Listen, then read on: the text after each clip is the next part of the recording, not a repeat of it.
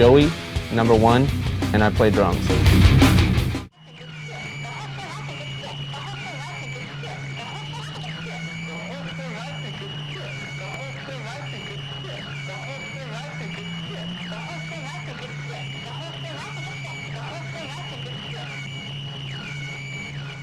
Lyrically, when Corey's getting into some of the killer violent lyrics, which obviously represents something that you guys are feeling or were feeling, you never wonder that, you know, a kid may not be able to... I am the victor with 21 aliens said thank you.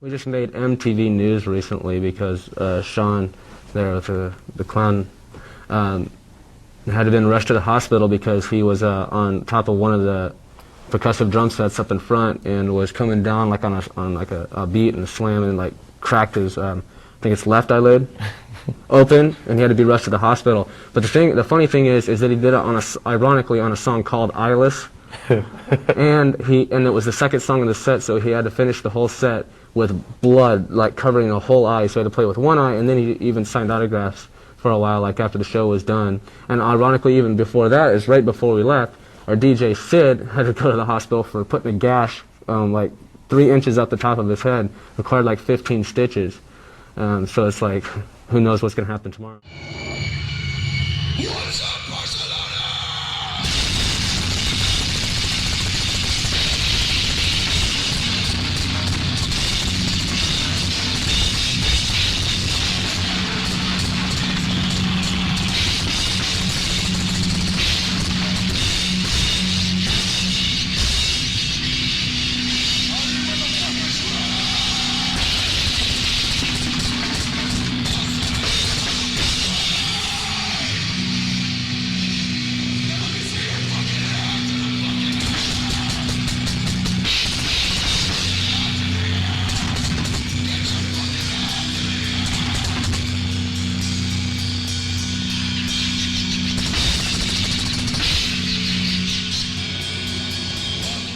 So are you mad at Insane? I got presents, man. You won't let me bring them in. You're the king. If you don't pay attention, you're probably not going to get your point across. Right. Why are you guys mad at Insane Clown Posse? I don't believe any of us have ever met Insane Clown Posse. Okay. We have nothing but respect for Insane Clown Posse. We never met those guys, so I believe when I heard on the radio earlier that you said that we were mad at them. I thought you were. I thought that's why you came down here. I think you heard wrong. I'll tell you one thing, though. Then why are you here? I'll tell you one thing, though. This band looks fresh as hell. Right. They look good. That is without a doubt. They do now, look that's good. what I'm talking about. That's entertainment. You know what I'm saying? That's a fresh look. Howard. That's the bottom. Nobody wants to see some guy sit on a stool with a flannel tied around his waist playing an acoustic guitar. Right. Just, you know, that's entertainment. That's no rest. Right there. Well, this is a regular love fest, isn't it? Can I bring my presents in? No. On your left, with nothing, you become nothing. On your left, with nothing, you become nothing. On your left, with nothing, you become nothing. When you're left with nothing, you become nothing. When you're left with nothing, you become nothing. When you're left with nothing, you become nothing. When you're left with nothing, you become nothing. Alright, we'll have a fantastic gig tonight. I'll be at the front. A lot of other people are. Oh, and by the way, did you hear Oasis only sold 14 t-shirts today and you sold 4,500? How's that feel? Those guys. Were they here? They were here yesterday. No, Friday, I think. There's someone. You want to fight them? Yeah. All right. Thank you very much.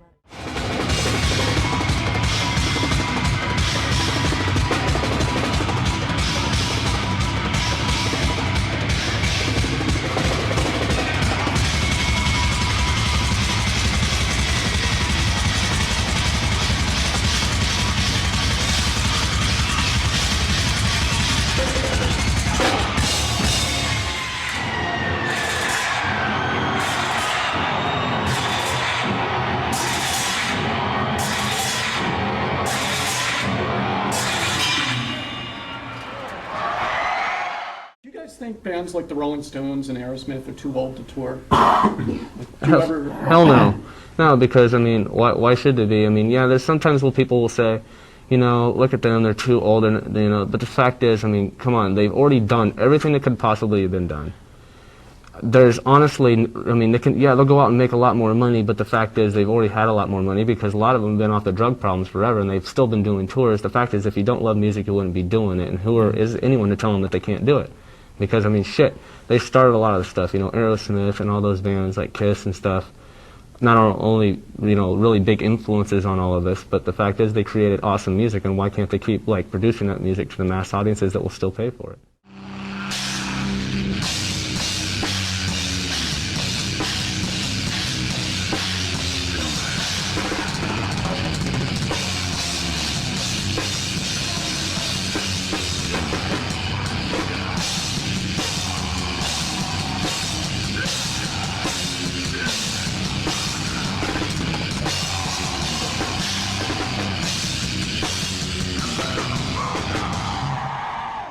We have our favorite bands and stuff that I guess have posed influence early on, but the fact is we wouldn't have got to this point if we didn't create something fresh, new, and innovative, you know.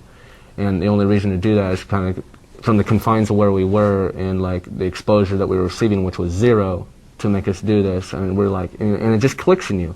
I mean, there's like just like a serial killer or like a person is this like, you know, you hear about those postal workers and shit that had enough, you know.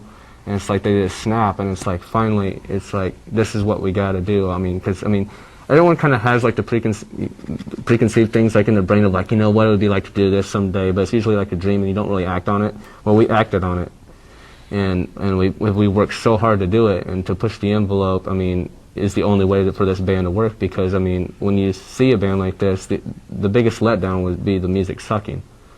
And we're exactly the opposite. I mean, we're about the music 100%, and this is completely secondary.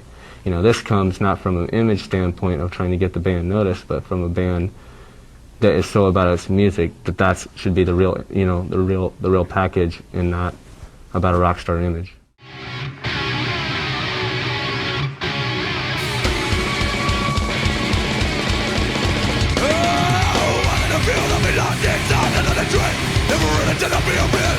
What the fuck are you looking at? I'll tell you what you're looking at. Everyone you ever fucking lied on.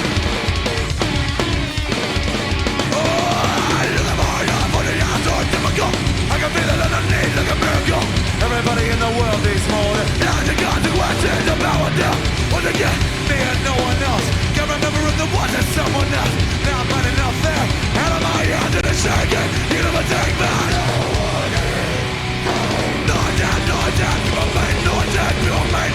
When they're sick, nothing to do is help, but I just nothing. People make noise. When they're sick, nothing to do is help, but I just nothing. Slipknot, by the way, on MTV2 Rock. Paul and Joey with us. Pearl Jam coming up, Sum 41 coming up, A Perfect Circle coming up. Let's talk about the first video from this album, Left Behind. What was the, I don't know, the concept and the idea behind it? Was it fun? Yeah, it was fun. It was very cold. Very long day. There was a lot of goats that were having none of us. They were very, very disappointed that they were even there. Goats are angry animals if no one really there. You know, it's basically about alienation for, you know, growing up and kind of trying to get involved with the right scene and stuff. And, you know, you'll see like the movements, you know, how it starts out, you know, kid getting off the bus and at, you know, his job, and at the end of the video, kind of like, you know, the psychological effects of sometimes growing up. Also with, it was shot in this ranch that was actually where they used to shoot MASH. That's the show out there. Really? Where the helicopters kind of fly in. That was the same place right where we shot it, and you know, it was a long day. It was an awesome video. It turned out really good too, and Dave Myers is a great director. Oh, get those devil horns up in the fucking air.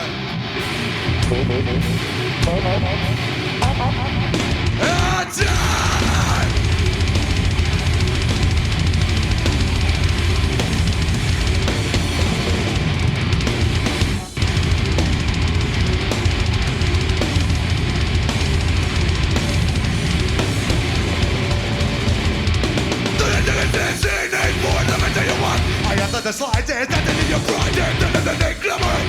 All the money in the world can't can't find me. Go ahead and tell me again how you taught them. Wanna know why I followed you on it so well? You're full of shit. Have a drink, but this ain't it.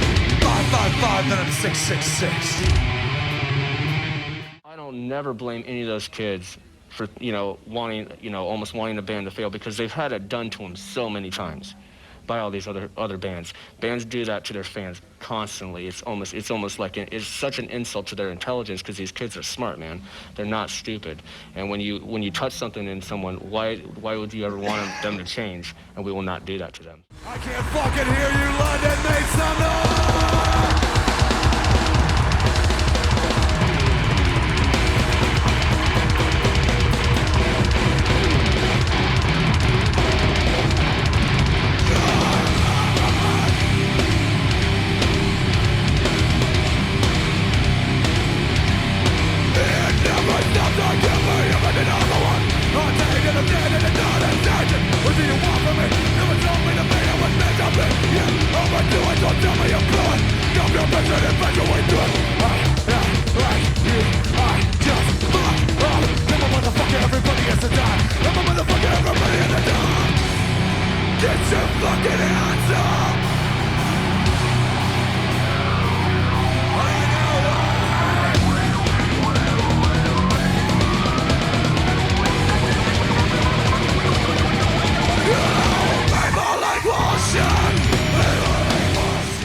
It's, when we were forming the band, it was like constant, pushed aside, no one wanted to listen to us, but trying to actually make a positive music scene where we were from.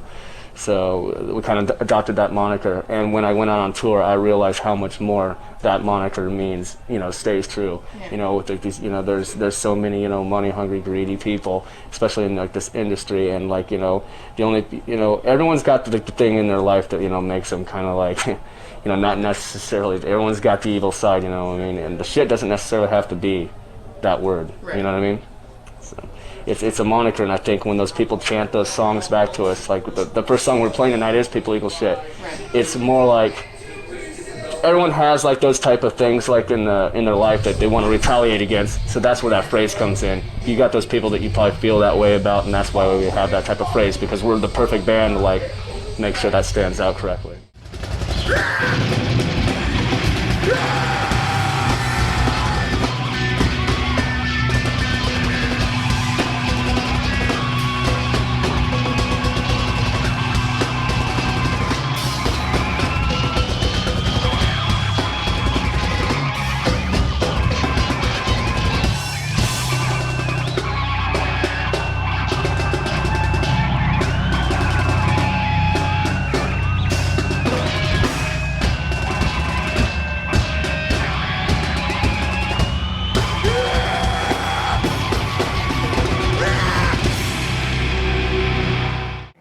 The separation is something that is really noticeable, from me being the main drummer to hearing the other percussionists here, and the guitars being completely centered and in your face, as opposed to sometimes just the direct approach on the other albums was just very in your face. Right. I think that served its purpose, and but the thing is, we really built upon it this time. What the are you guys laughing at? What? Nothing. We're just... Yeah. Just making sure. It's all good.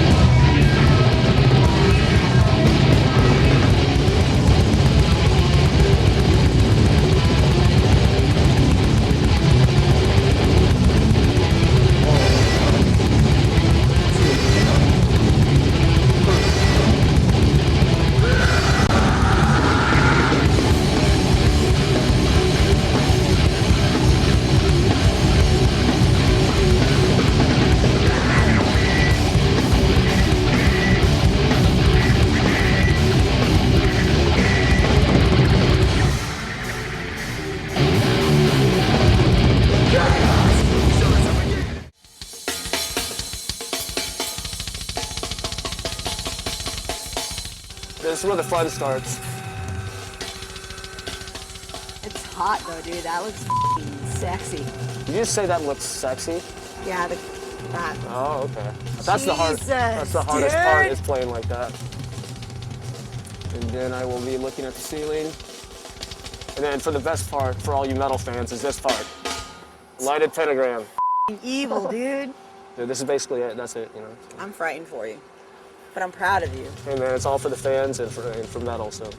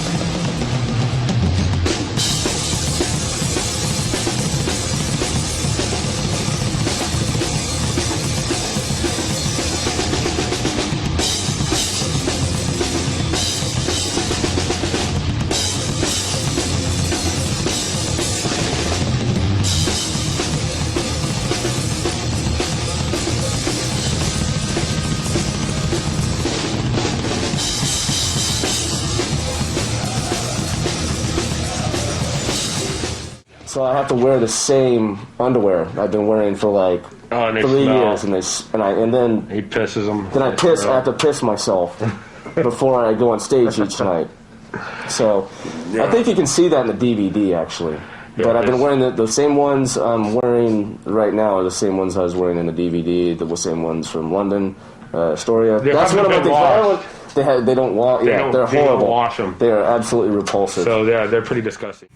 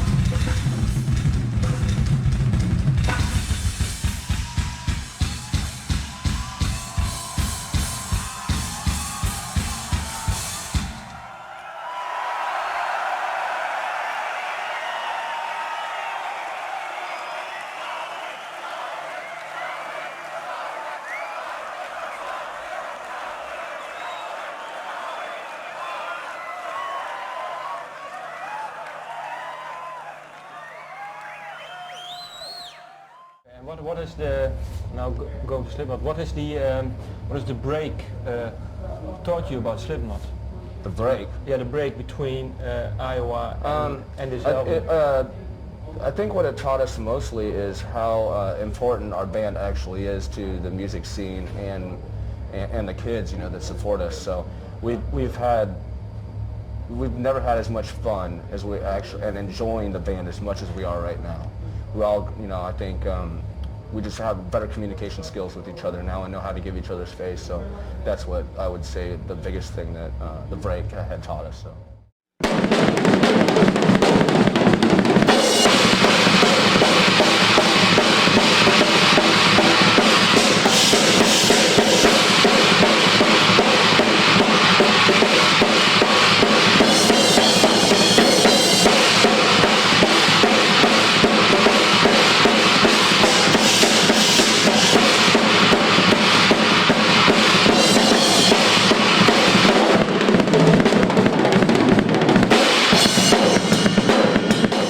Find like you become a different person when you're on the road with Slipknot?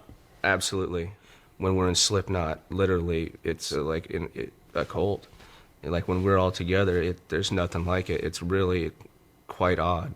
It's a real weird transformation. Once we all get in a room together, something odd happens. We have like this deep down like animal inside of each one of us that's, you know, like that none of us can really even explain. You know, we really don't know. It's just something that comes out when all of us get together. It's pretty unreal.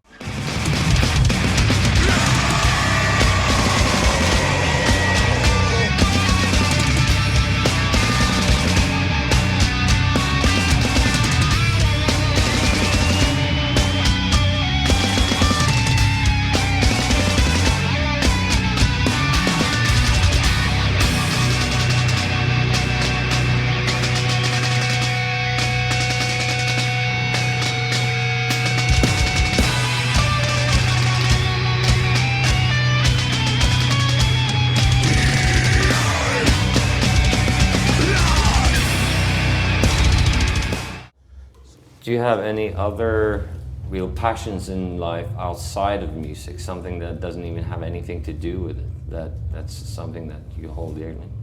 You know, that's you know, I'll get that question a lot, and I don't have any other things I do besides music. Completely, like that's all I care about, besides my family. You remember my we once discussed touring and not playing shows, just going to strip clubs. Yeah. That's how pathetic we are, right? Yeah. Yeah. Never happened. She is everything and more. The solid would matter. Italian painting position. She is Love you, man. Bye. Hold on. Hold on, just wait 1 second.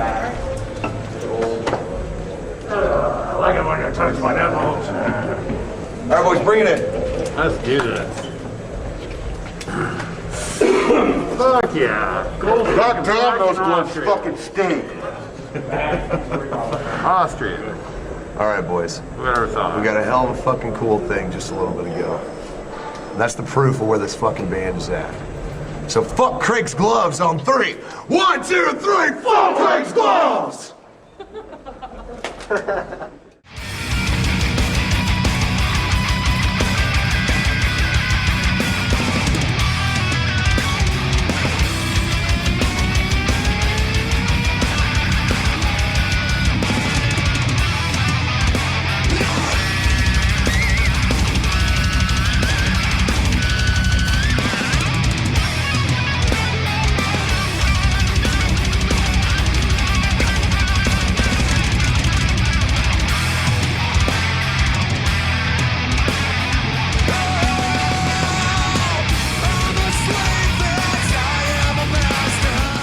Weird, like people are like, how do you describe Slipknot in one word? The word hasn't even been, the word doesn't exist in the English language. It's like something you would never know. You will never know what it's actually like until you actually live a day in our shoes, and you know, only the 9 of us know.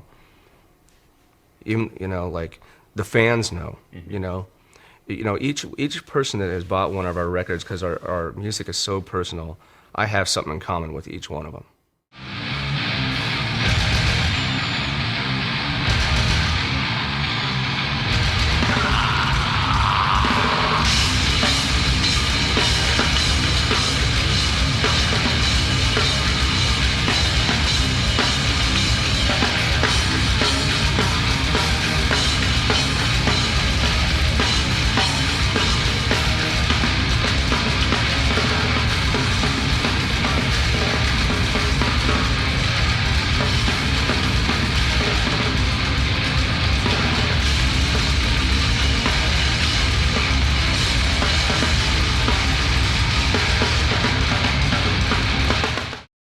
I do believe that Slipknot has the most intense fans. It's because they believe in us, and they believe, they're so involved with what we're doing. Right. It takes so much time to, you know, see every aspect of what we do. They don't just see like hear the song and like buy the record. I mean, they know every detail. They know shit about us that like I've forgot about. You know, it's and they're the most intense, best fans in the world, man. They really are.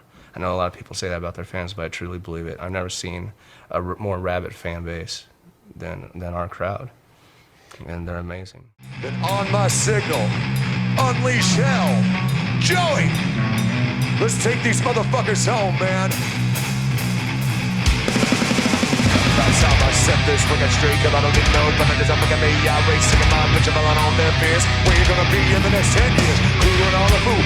On the ball grades, giving up a winner, gonna go, gonna make shit. You got sick when they've been out the good. Family singing me, jump the fuck out. Move in the man, move in the man, move in the man,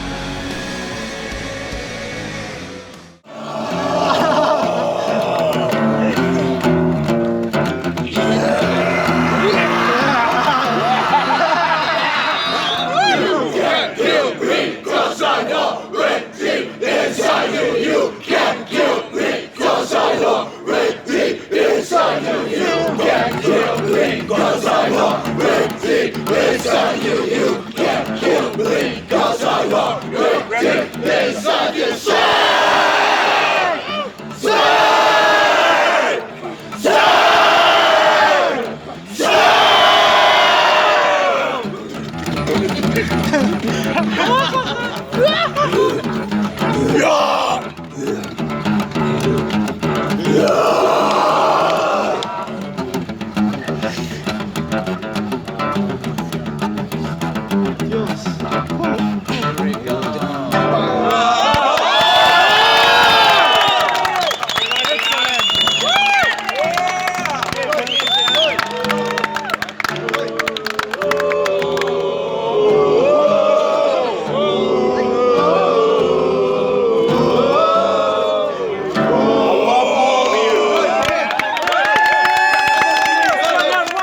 I've been with Pearl now, endorsed since 2004.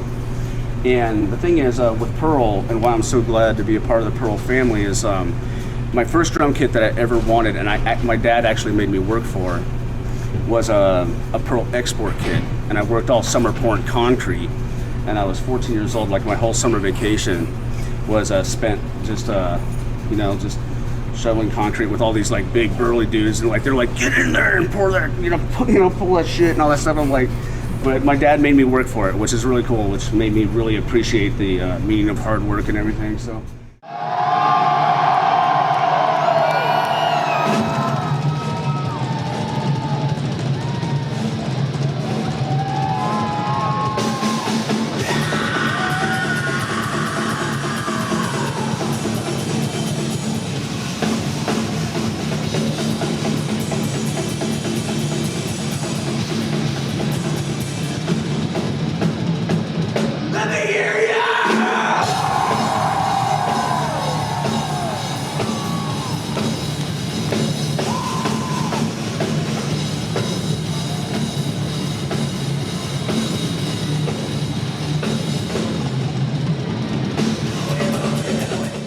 The thing is, with plain simple, I mean, I would spend, if I was to give advice to a starting drummer, everyone wants to play fast. I mean, that's just a musician. You want to be the Eddie Van Halen, you want to be the Dave Lombardo, and I understand that, and I was like that too. But I realized when I just kind of had to sit down and really get like the meat and potatoes of like what the drums really meant, because the song was the most important thing. So I went to kind of like a rhythm and blues and jazz instructor, and I started studying jazz for a long time, and just like straight up like basic rock and funk is like how I started, and just learning rhythms. Even though I was listening to a lot of metal at the time, and I wanted to like, get into like, the thrash stuff, and I was already doing that on my own time, but like as far as like studying and everything, I started really basic, and without that, I don't think I'd have the chops that I have today. So it really helped me out a lot. So that'd be my advice.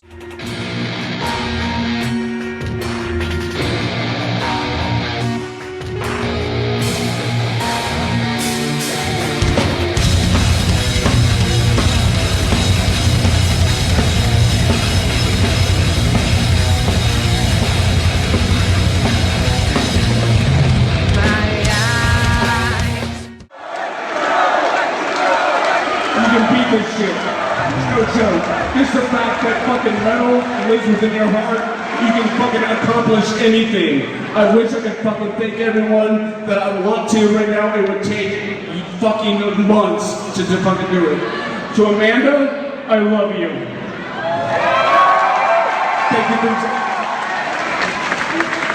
Thank you for saving me.